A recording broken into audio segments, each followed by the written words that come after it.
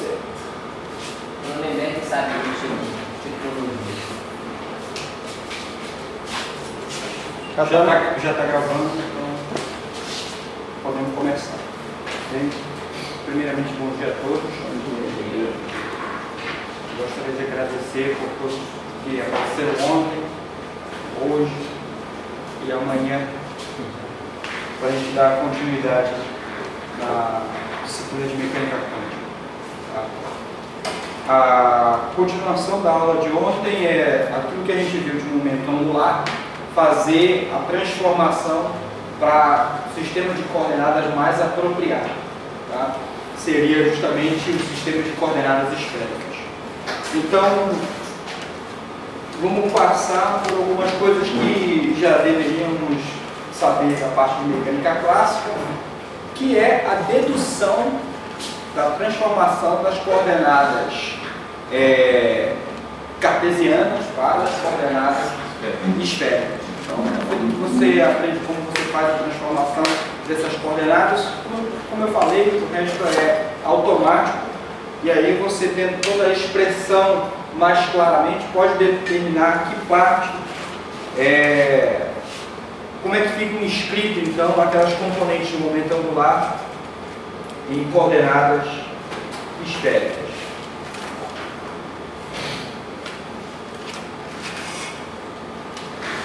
Vou colocar aqui.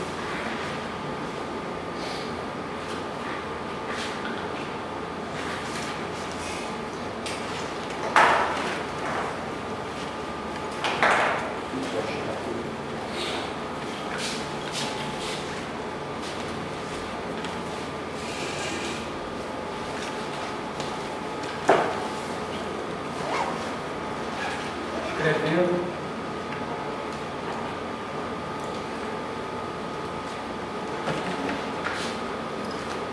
Programa.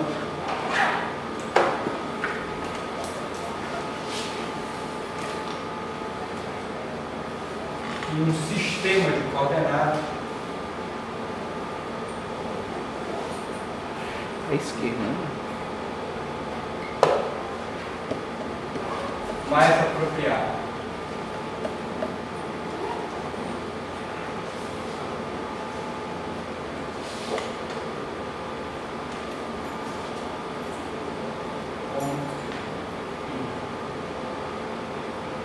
Coordenadas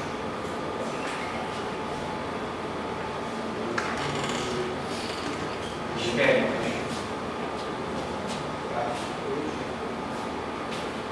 Significa que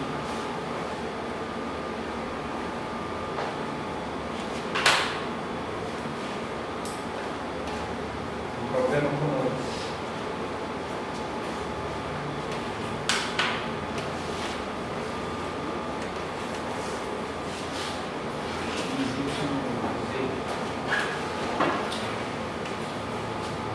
determinado ponto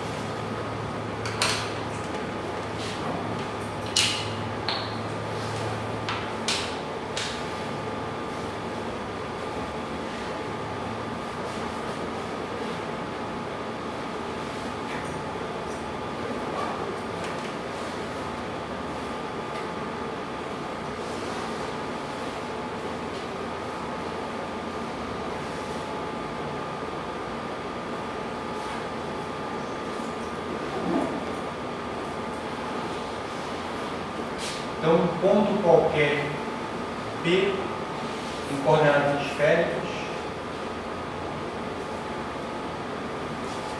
é dado justamente por essas três informações, L, θ e φ. O θ justamente é o ângulo que é definido entre o vetor R, tá, que vai dar origem até o ponto P, e o eixo Z.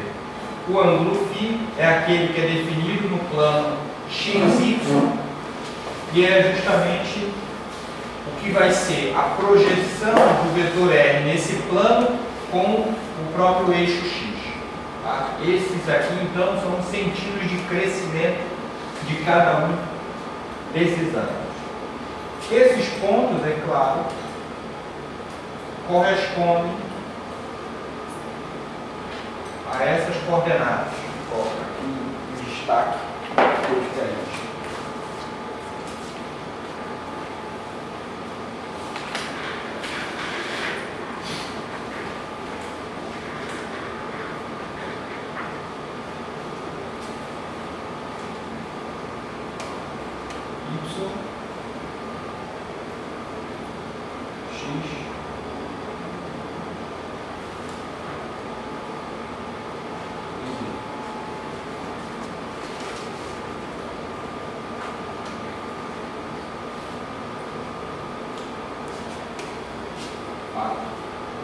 Então, o vetor R, em coordenadas esféricas, ele é simplesmente M chapéu. Tá? Esse é o vetor.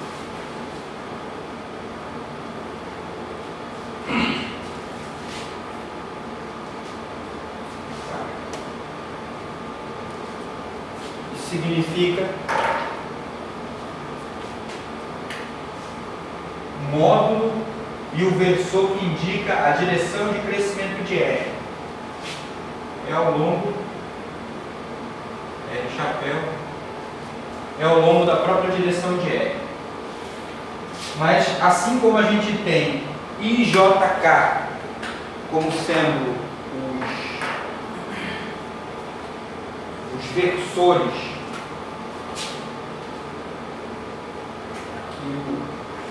J, K,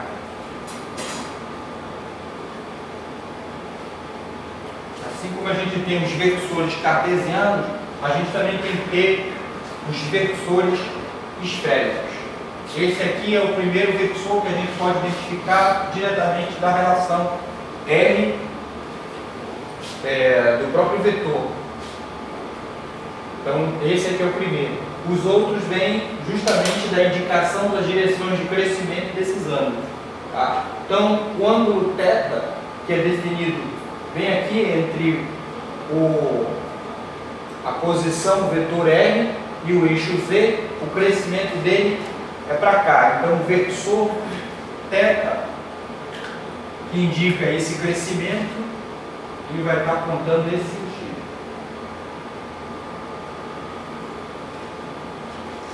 Θ chapéu.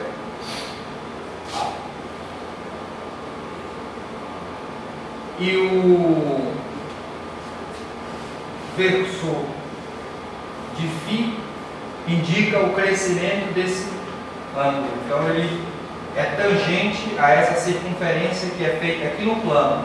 Só que eu vou colocar tudo no mesmo patamar. Então, vou desenhar ele um pouco mais para cá.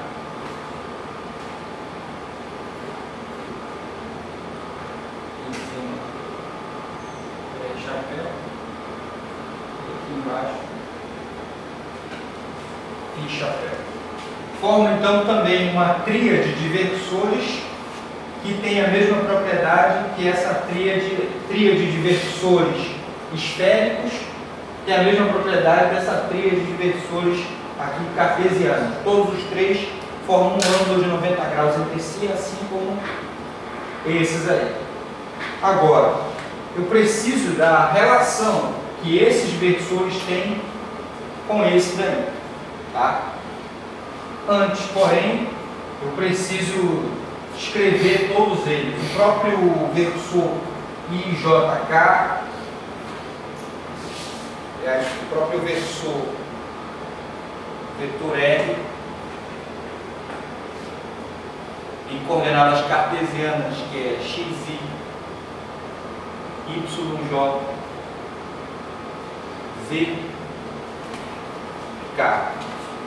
Quem são cada uma dessas componentes?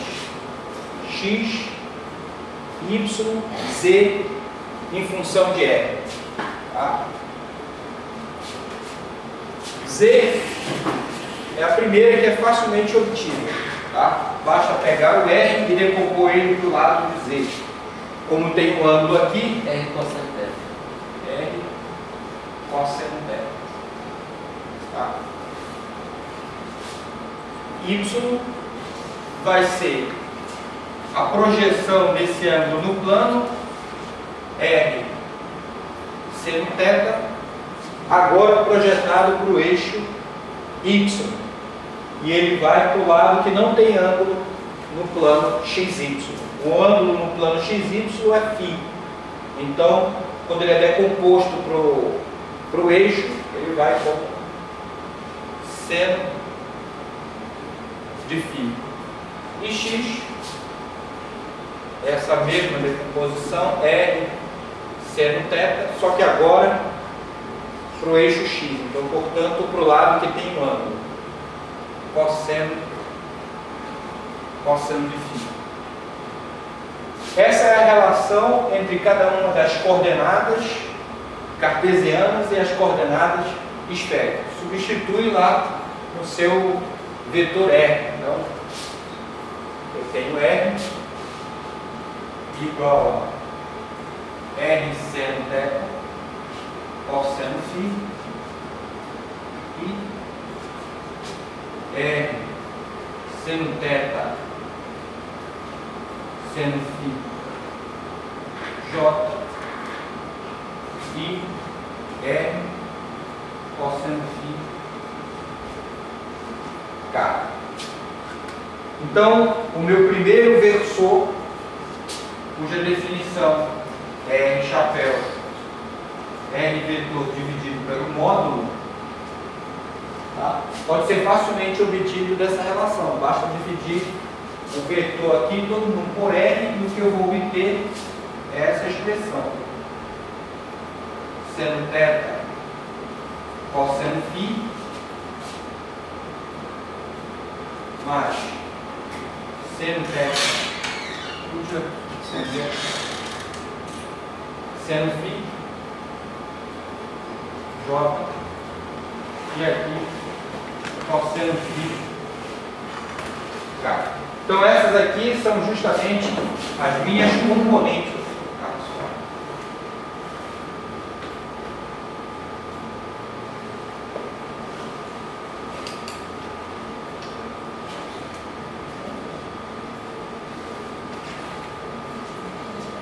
As minhas componentes do versor R chapéu. Eu preciso agora saber quem são θ chapéu e φ chapéu. Tá? θ chapéu e φ chapéu são obtidos também pela seguinte definição. Tá?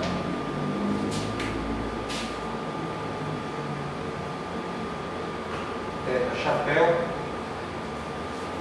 é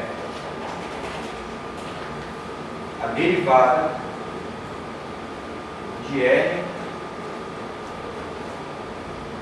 com relação a θ, Professor, 1 sobre H de θ. Fala. para componente Z não seria R cosseno θ? Oi? Para componente Z não seria R cosseno θ? Opa, perdão.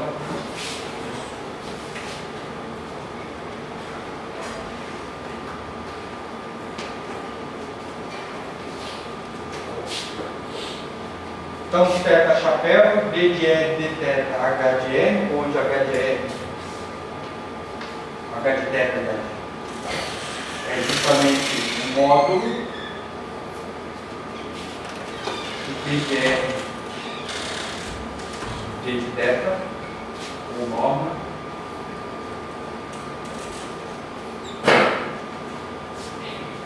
e o chapéu, D de R, D de φ, 1 sobre H de φ. H de φ, norma,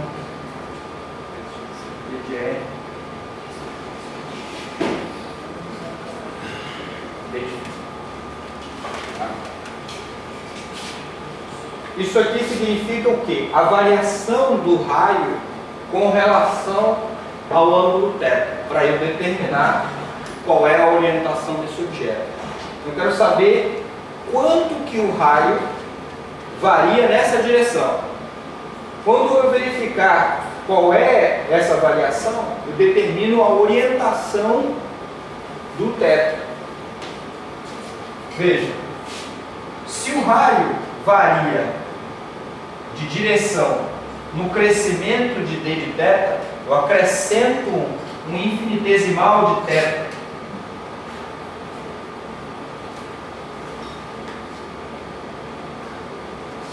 Eu estou aumentando que direção? Esse crescimento aqui.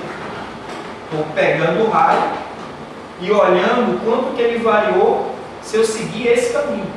Naturalmente, eu estou seguindo então a orientação de θ. Se isso for tão pequeno, então justamente essa é que vai ser a orientação desse versor. Tá? Se eu pegar uma variação muito grande, é claro que isso aqui vai ter uma outra orientação totalmente diferente. Mas aí, se eu pego uma variação muito grande, não me interessa, não vamos saber, ele não vai poder dizer a cada ponto como é que esse, quase que instantaneamente, qual é a real orientação desse vetor. Então eu tenho que pegar um infinitesimal, uma variação muito pequena, e ela me indica justamente qual é a orientação de crescimento do versor, tá? Qual é a orientação, aliás, do versor. Se eu quero justamente verificar qual é a orientação do φ, eu tenho que seguir o vetor no caminho de φ. Então eu vou ter que fazer a variação ao longo de φ.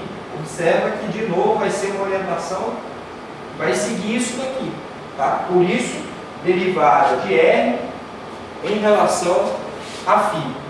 E como qualquer definição de versor, o que é um versor? É o vetor dividido pelo seu módulo. Isso aqui é um vetor e h de θ é o módulo do próprio versor. Então isso aqui está condizente com a definição de versores. Tá? É vetor dividido pelo seu módulo. Vetor dividido pelo seu módulo. Tá? Então, você já descobriu quem é o R, pela simples comparação aqui da figura. Tá? Essa parte é mais fácil de determinar. Encontrar o R chapéu também é só dividir por R. Para achar os outros é usar essa regrinha aqui.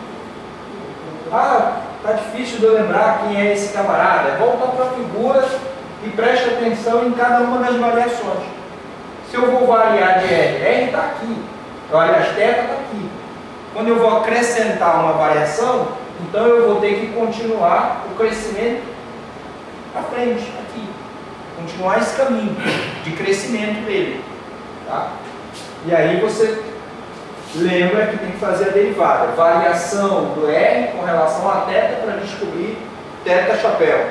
Variação do R na direção de φ para descobrir φ chapéu. E aí não pode esquecer justamente esse camarada, porque sendo versor, é o vetor pelo seu módulo. Vetor pelo módulo. Pronto. Então agora vamos atrás de quem são esses objetos aqui. Tá? Deriva isso aqui com relação a θ. D de R, D de θ. Só esse camarada aqui que vai ser alterado. Os outros são tudo constantes com relação a essa derivada. Então, derivada do seno, cosseno. Vai ficar aqui R, cosseno θ, cosseno φ. E aqui a mesma coisa. R, cosseno θ, seno φ, J. E aqui derivada do cosseno menos seno.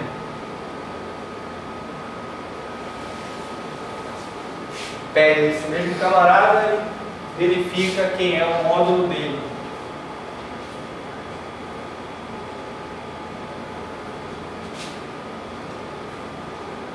módulo R quadrado, cosseno quadrado de θ, cosseno quadrado de φ, R quadrado, cosseno quadrado de θ, seno quadrado de φ, R quadrado, seno quadrado de θ. Daqui eu posso tirar R cosseno quadrado de evidência.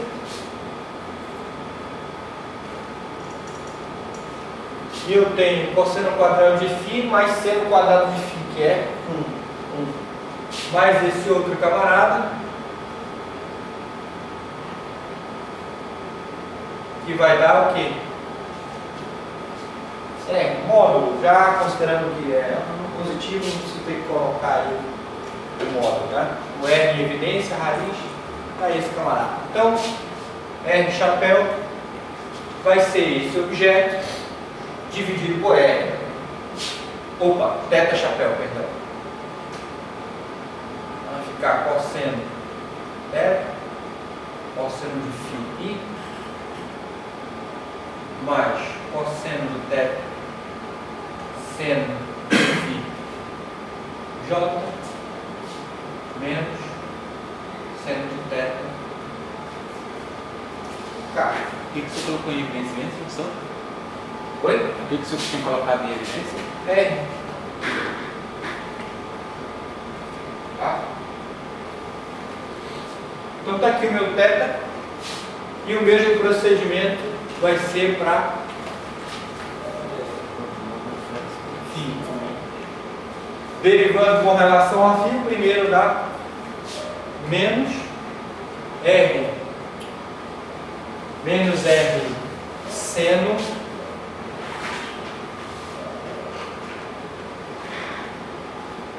θ, agora seno φ,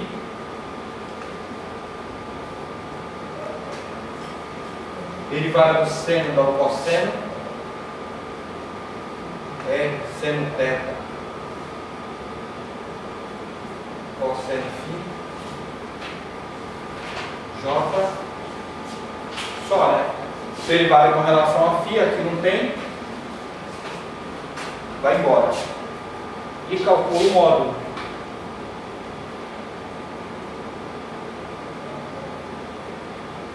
Calculando o módulo disso aqui, eu tenho R quadrado, seno quadrado de θ, seno quadrado de φ, R seno quadrado, cosseno quadrado de φ. Resultado, R seno de θ. Tá? De novo, volta e divide e obtém quem é φ chapéu. Vai ficar menos seno φ mais cosseno J.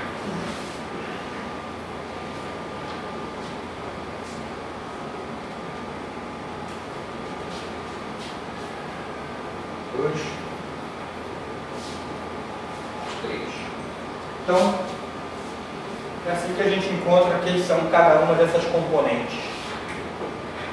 Depois podemos agrupá-las de uma forma matricial e observar a relação de R com relação a I, J e K. Se você quer saber qual é a relação de I, J e K com R, θ e φ, tem que inverter essa matriz. Tá? Vou escrever aqui. Pode pagar aqui bonitinho?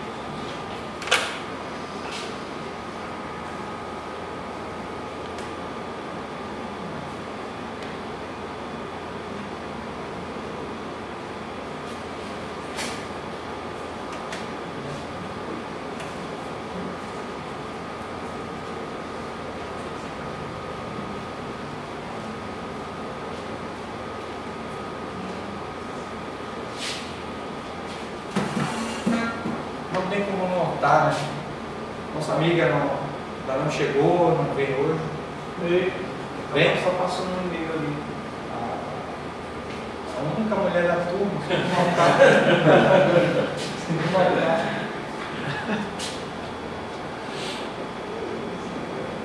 Então vou colocar aqui R.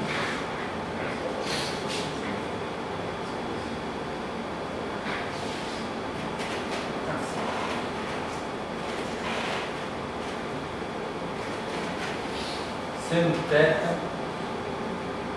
cosseno φ, seno θ,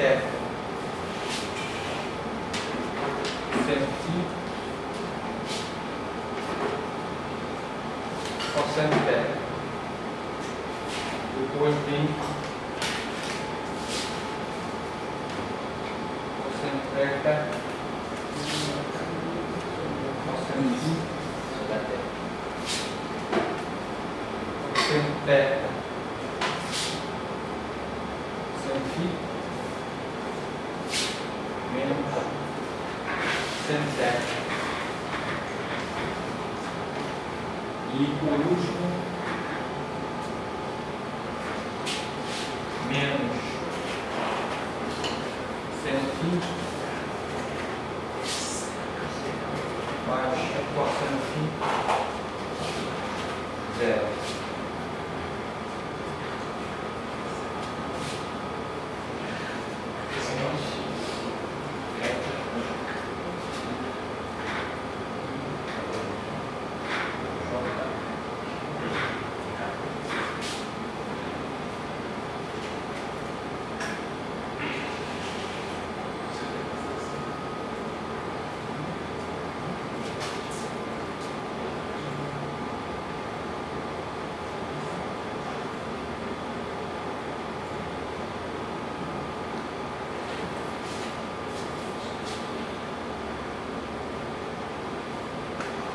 Essa aqui é, vamos chamar assim,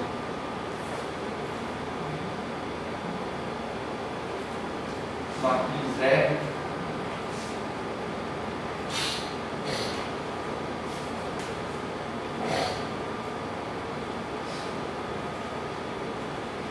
Matriz N. Matriz N.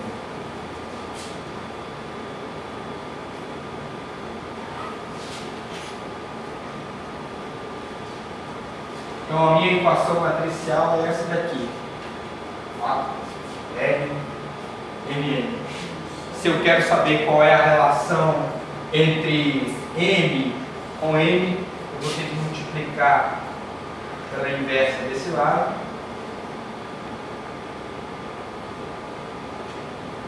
E desse lado aqui também. Uma propriedade é que justamente a inversa vezes a própria matriz é a identidade, né? Então eu volto a ter aqui M inversa, ou seja, a relação entre IJK e N é com a sua inversa.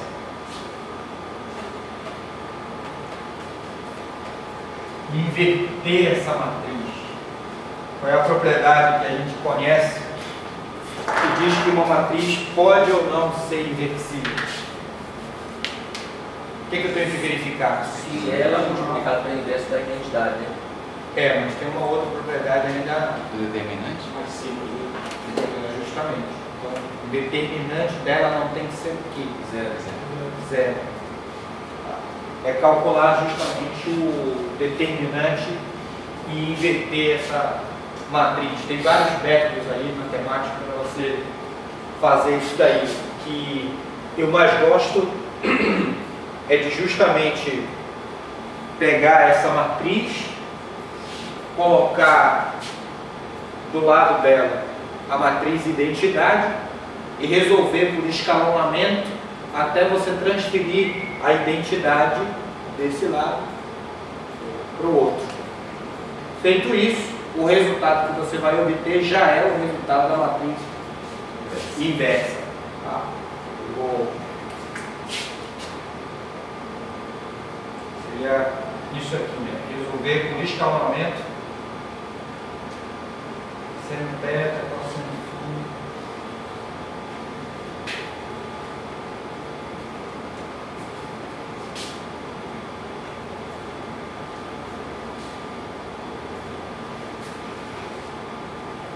E aí, Amaral? Tá sumido?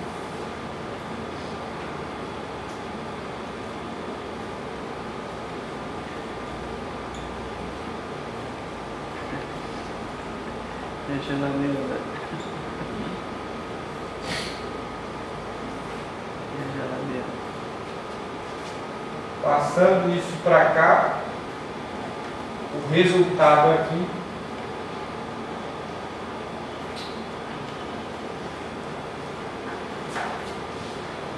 é a inversa.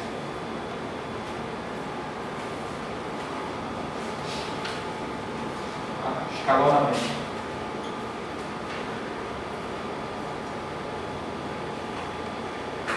Esse é o tipo de coisa que você em algum momento ensina para o moleque lá no ensino médio. Se ele prestar atenção, ele não consegue aprender e esquece todo o resto de propriedade. Mas como o pessoal às vezes tem preguiça de pensar, de fazer as coisas, se ensina uma série de outras. Como eu falei ontem, tem coisas que, digamos assim, o que você tem que aprender, fatoração em produtos notáveis. Né? Onde é que eu vou aplicar isso? O cara pode achar que nunca vai aplicar isso também. Se ele não tiver sentimento com a coisa, ele realmente nunca vai entender matemática. Né? Como é que produtos notáveis ensina você a raciocinar, a abstrair, a poder enxergar o problema um pouco mais distante. Você só vai fazer isso se você ficar sistematicamente fazendo. Outros métodos são interessantes para você justamente ter um sentimento com a ferramenta matemática, mas isso quando você está aprendendo, você precisa te dar uma ampla opção, uma ampla gama de opções. Mas às vezes tem coisas que, digamos, quando você aprende uma delas, uma ferramenta só, como essa aqui resolve tudo isso, que nem pensou. O que aprendeu, pensou, pô, isso aqui, tudinho. Então essas 4 equações de Maxwell aqui, são essas duas. Tudo isso é só isso aqui. Pois é assim. Então, depois você aprende a escalonar, você não quer mais saber de nada. Joga aí, virou matriz, escalona, resolve. Vai dar trabalho, mas resolve. Então, toda essa construção, toda essa trabalheira, observa, até agora eu não pedi para vocês decorarem nada. Intuitivamente, está tudo com vocês. Não apresentei nenhuma novidade. É claro, ainda não cheguei finalmente, mas a mecânica quântica é assim, uma construção de um castelo em cartas. Tudo óbvio. Só depois no final que você vê o que foi que você fez. Se fez tudo certinho, então você vê a grandiosidade lá das questões. Então você vai poder inverter I, J, K, vai poder reescrever tudo isso. O que ela vai ser útil, né?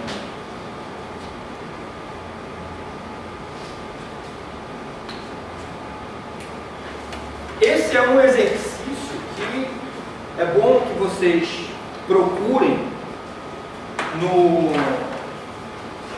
nos livros de física matemática, tem no próprio Jackson, tem outros livros que falam a respeito de transformação de coordenadas.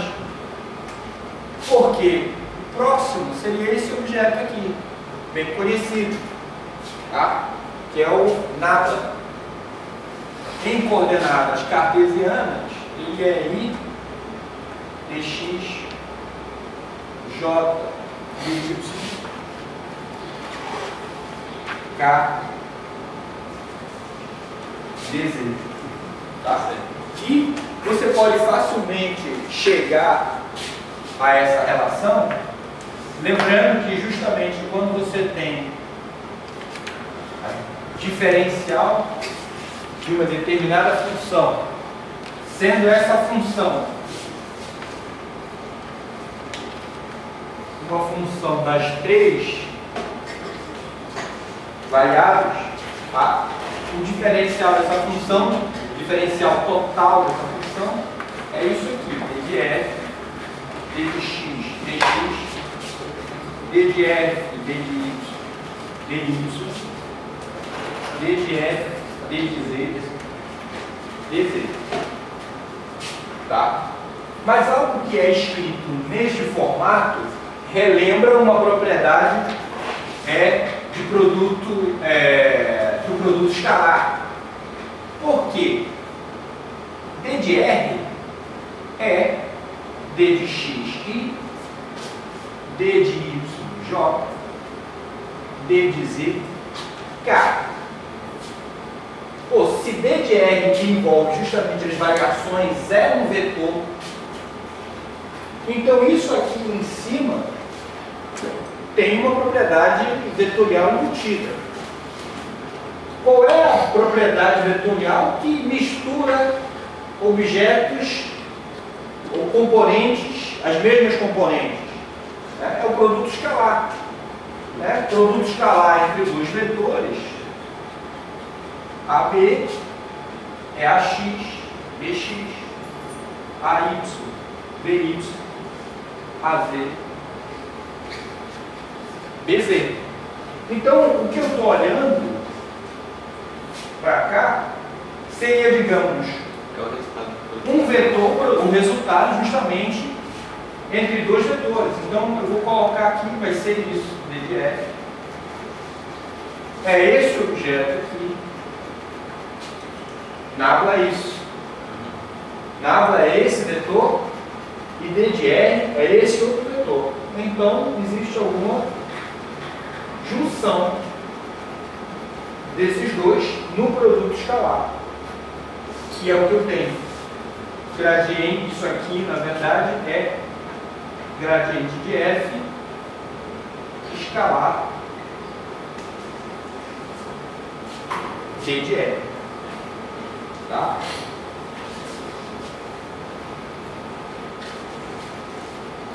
Essa é a definição. E é isso aqui que você vai ter que passar para coordenadas esféricas. Então tem que saber como é que escreve cada uma dessas variações. Porque d de x, a gente tem que já x é m, cosseno θ, cosseno θ, cosseno φ. Eu vou pegar isso aqui, derivar total d de x, d de n, mais, agora com relação ao seno, cosseno de θ, cosseno de φ, dθ, e o último, r, seno θ, seno φ, dφ. Fiz isso para o dx, dy, dz. Eu de novo tenho uma matriz, tá? E vou poder, na verdade eu posso pegar daqui mesmo, dx, vou fazer para dy, vou fazer para dz e vou substituir aqui. Tá? Vou fazer a mesma coisa com esses objetos aqui e no final das contas, essa é uma conta que vocês têm que fazer. Isso é a diferencial total do suplente dx. Vai ficar todo mundo em função desses I, J, K. Tá? Aparecendo essas funções trigonométricas aí, tá? Com D de θ, D de R, todo mundo. Só que isso aí tem que estar totalmente em coordenadas esféricas. Totalmente. Significa que eu tenho que saber como é que eu escrevo o I em função do R, chapéu, θ chapéu, Φ chapéu. Como é que eu descubro o I em função desses camaradas? É isso que tem que saber justamente a inversa. Depois que quiser tudo isso, joga todo mundo lá, bonitinho, vai em cima, vai embaixo, mais uma aula por aqui.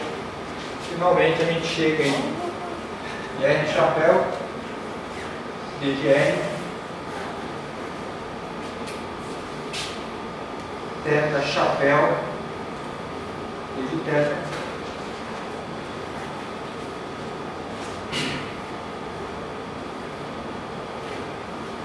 Φ chapéu, R seno θ. D de Φ.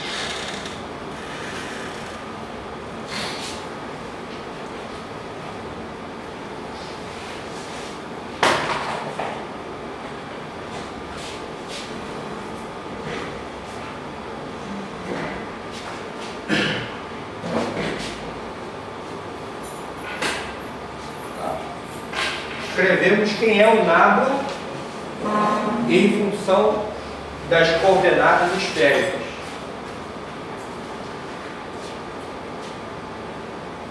O nosso problema com o momento angular, ele ainda não está resolvido.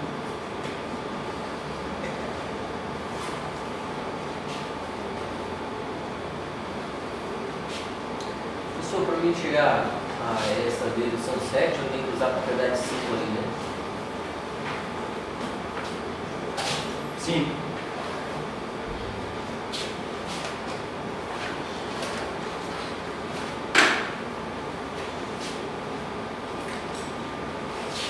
Bem, voltamos agora, mas já temos condições da definição do momento angular R vetorial P.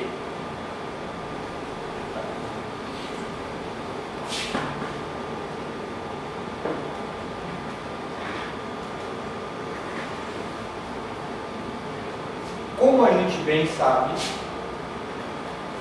P vetor, ele é PXI, PYJ, PZK. Mas quando a gente está falando já de operadores, tá? Então cada um desses, PX, é menos I, H cortado, DLX. Ao fazer a substituição em cada um desses, a gente vai determinar que vai ficar menos IH cortado I DDX J DDY K DDZ, que é o nosso nada em coordenadas cartesianas. Então, portanto, P é menos IH cortado nada. Logo, momento angular vai ser R vetorial, vou colocar aqui menos IH cortado, R vetorial nada. O R permanece do jeito que está, para escrever em coordenadas esféricas. Tá? Agora é com nada, O nada em coordenadas esféricas. Tá? Vai ficar então, portanto, menos IH cortado. Esse R vetor, já apaguei, mas ele é módulo R chapéu, produto vetorial, e o nabla é isso aqui. Nabla é gradiente, né? Gradiente. ddr, θ é ddθ, φ r seno θ, ddφ. Então agora é fazer um produto vetorial entre todos esses objetos. Produto vetorial de R com o próprio R, zero, né? Só vai então ter esses outros. Aqui vai cortar o R, então vai ficar menos IH cortado. R vetorial θ e dθ. E R vetorial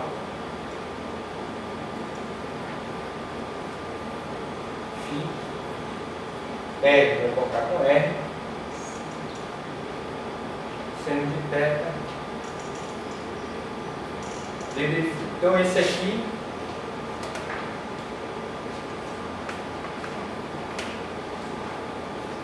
momento angular Em coordenadas esféricas. em coordenadas esféricas. Eu tenho que saber, só para dar o ultimato, que são esses resultados. R θ, R φ. Não. Pode parar aqui? Embaixo, sim.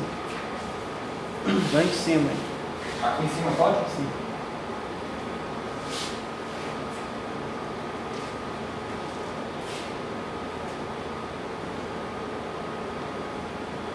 Assim como a gente tem para o IJK essa regrinha,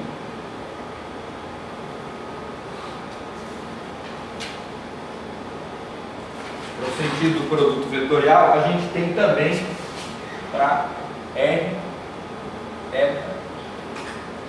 e φ, que funciona da mesma maneira. Tá? R vetorial com θ, R θ,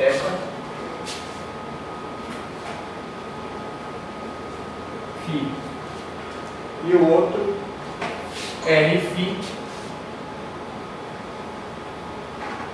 menos θ. Depois é só fazer a substituição. Eu vou colocar aqui.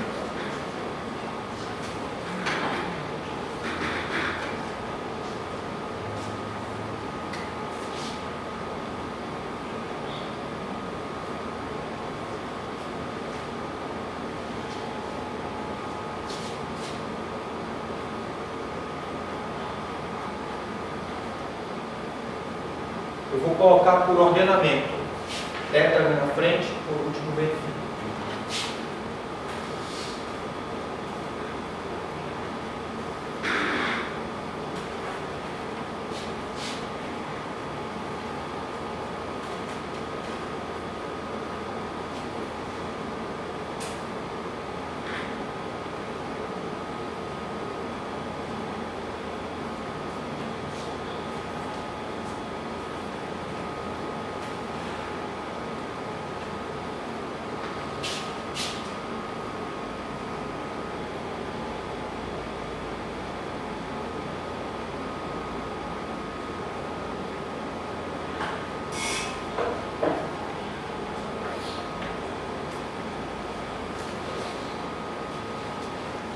Pode apagar aqui?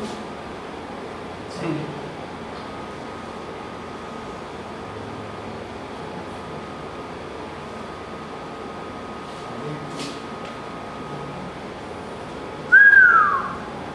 Fizeram, já foi.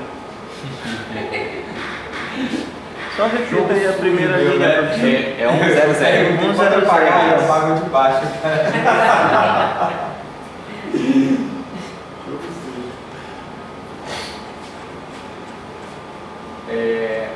A gente tem a relação de esse objeto aqui. Né?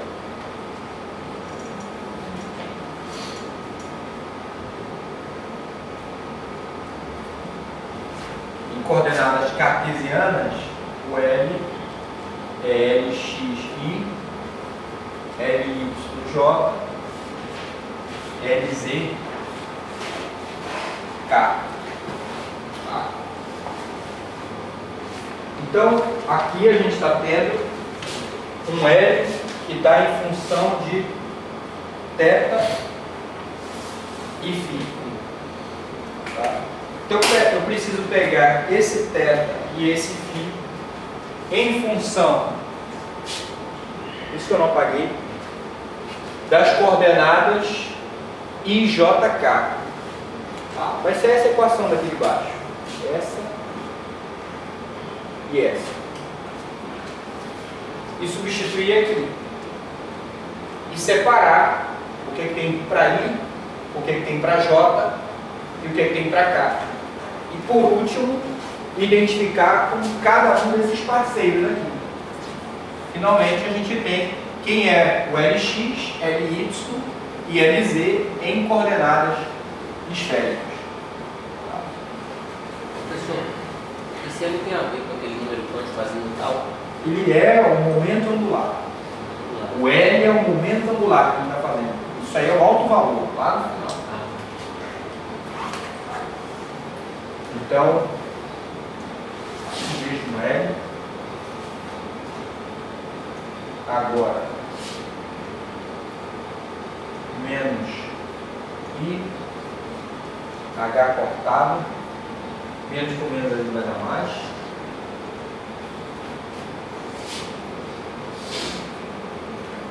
Seno θ entre φ. Tudo isso daqui vezes θ chapéu. Mais o outro. O outro vai ficar menos IH cortado.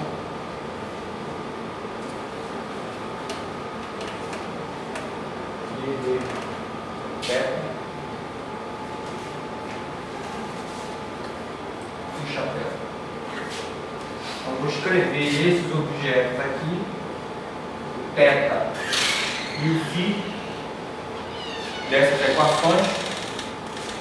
Vão ficar IH cortado,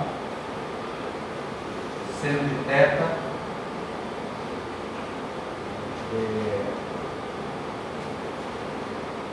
vou colocar esse camarada desse lado, porque senão pode dar a impressão de que a derivada está atuando em alguém e não é essa a impressão. Tá? Vou colocar ele aqui. Quem é θ?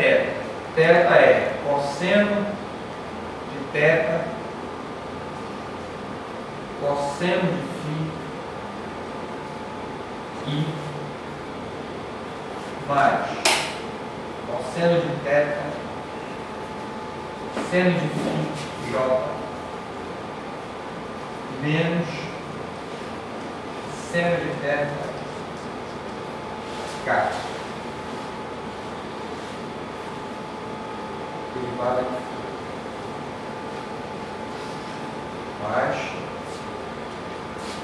aqui menos IH cortado, e esse objeto vai ficar menos seno de φ mais cosseno de φ J vezes θ. Agora é organizar quem vai ficar com I, quem vai ficar com J e quem vai ficar com K. Pode pagar lá acima? DF para cima pode, ali o gradiente DF, até a 6 aí.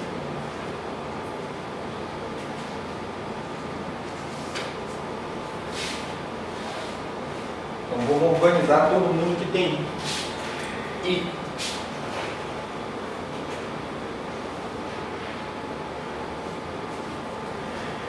Todo mundo que tem I vai ficar esse primeiro aqui, né? IH cortado cosseno por seno da cotangente, cosseno de φ, e outro que tem também aqui o I,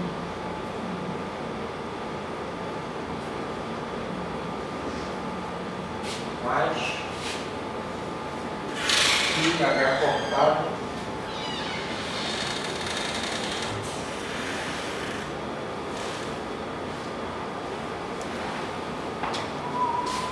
seno de φ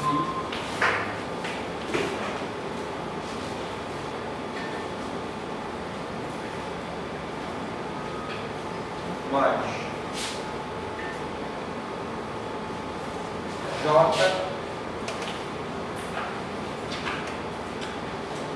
J vai ficar de novo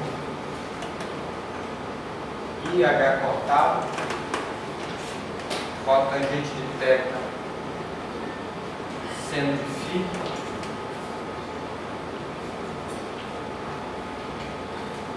menos IH cortado, cosseno de φ, mais o último aqui, K, menos IH cortado,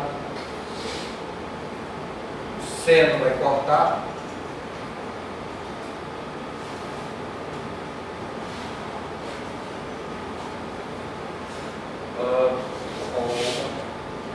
perdendo detalhes.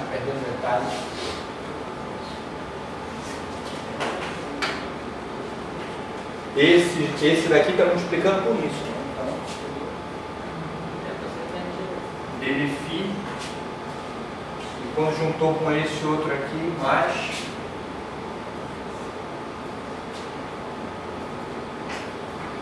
IH cortado, seno de φ, e deteta.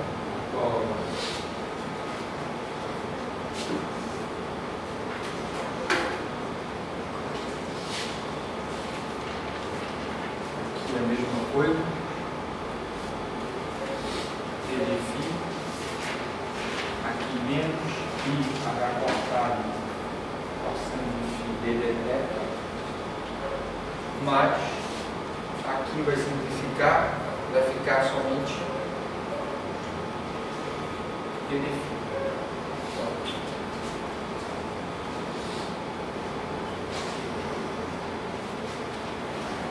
Agora eu posso identificar mais claramente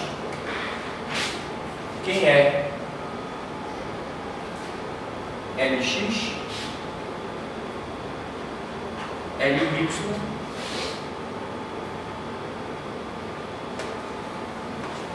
e o LZ.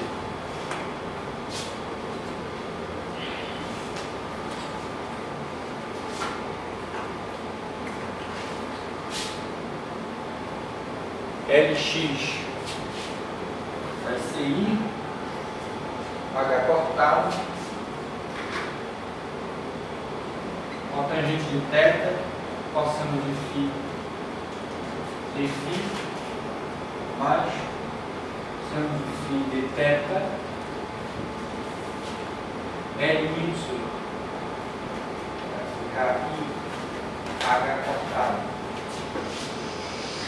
cotangente de teta, seno de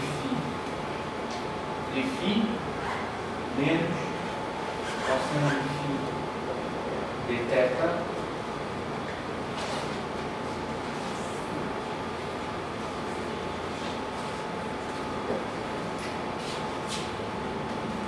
e LZ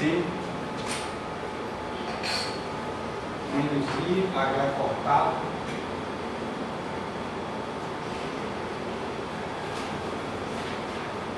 de φ.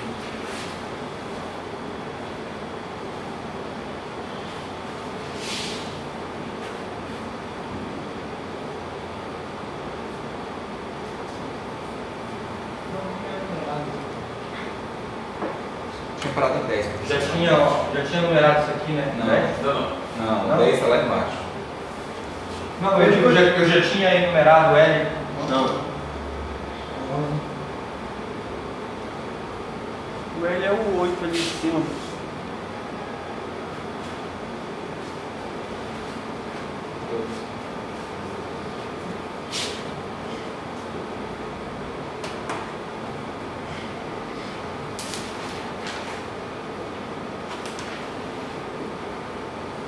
Aí quem são então os meus operadores?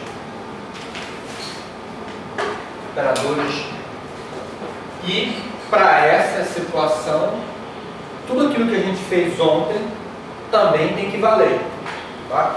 Ou seja, quem é L quadrado, tá?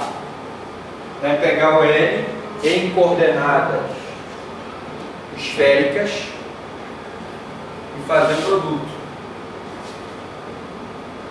L escalar L. Tá. L escalar L é praticamente fazer o produto dessa com ela mesma. Tá. Vai ficar I ao quadrado dá menos H cortado ao quadrado, seno ao quadrado de θ, derivada segunda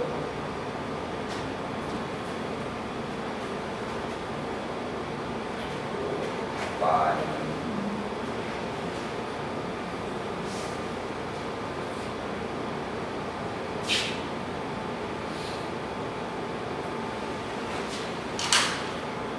E aqui, mais, menos também, H cortado ao quadrado.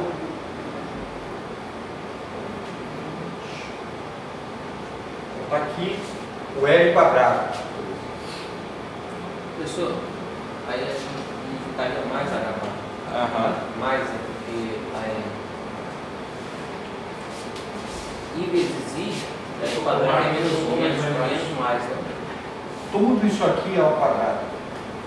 Isso aqui é produto escalar entre esses dois vetores.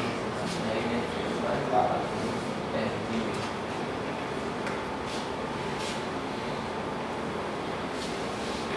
Então essa é a cara do L quadrado.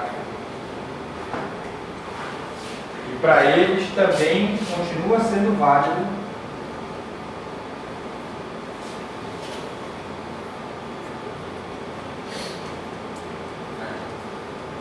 então primeiro é positivo, né? Porque ficaria mais, I quadrado é menos I. Lá é menos com menos mais, I quadrado é menos 1. Isso aqui é o quadrado, daí o quadrado menos. Isso aqui é o quadrado, esse menos vai ser mais. Vai ficar só I quadrado de novo, menos.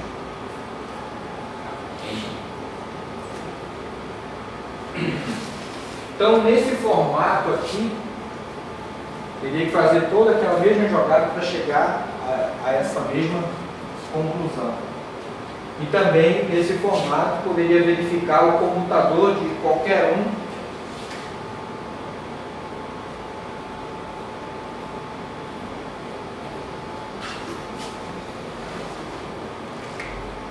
com L quadrado também. Mas nesse formato, preste bem atenção. Veja que o LZ ficou sozinho com isso aqui. É por conta dessa simples mudança de variável que o eixo Z é sempre o preferencial. Porque no momento em que você sabe que o problema é de simetria esférica, você já tem, digamos, a facilidade da escrita para uma das direções.